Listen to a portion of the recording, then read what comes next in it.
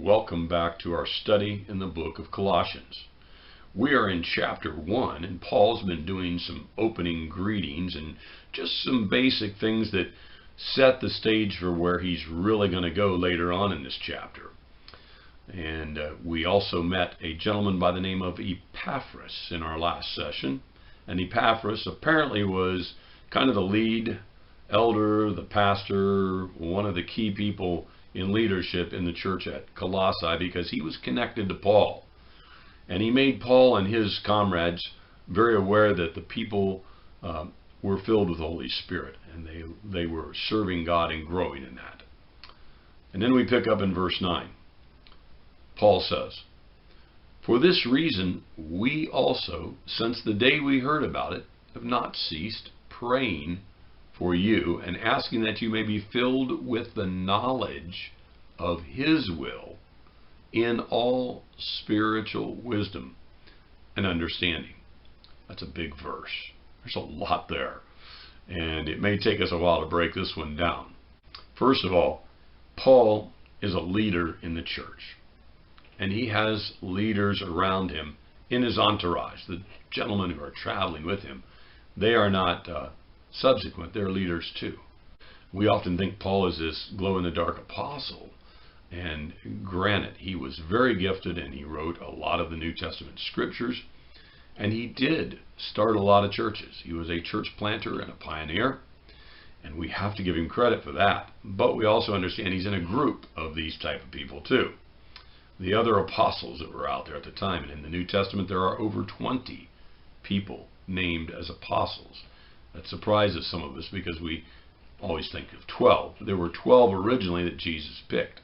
But others obviously came into their apostleship through those 12 apostles.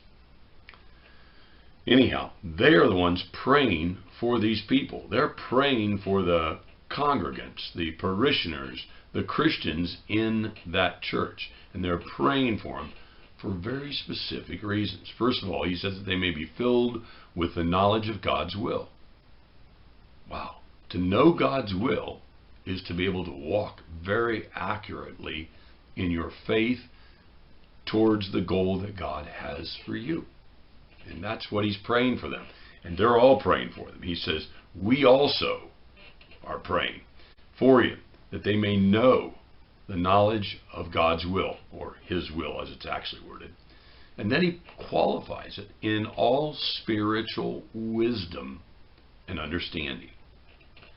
Wisdom is something very interesting, because wisdom we often think is intellect, and it's really not. You can have a lot of intellect and have very little wisdom. In fact, maybe no wisdom.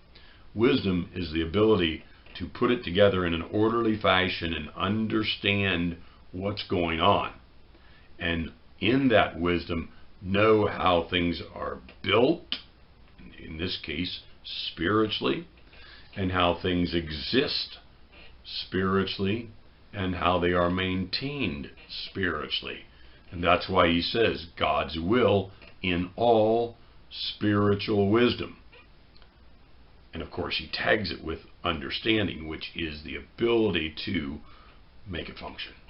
When you understand something, you know how it functions. You know how to help it function. You know how to sometimes literally make it function, because you understand its purpose and you understand how it's built. Spiritual knowledge is the ordering of that, and putting that together in a way that's orderly and correct and sequentially ideal. And that is rare. Believe it or not, not many people have wisdom. They can have a lot of information tucked away in their brain, but that isn't necessarily spiritual wisdom. And this is what Paul's praying for them about. And we're going to kind of see how he unpacks this as we continue in our next study. So come back and be with us, okay?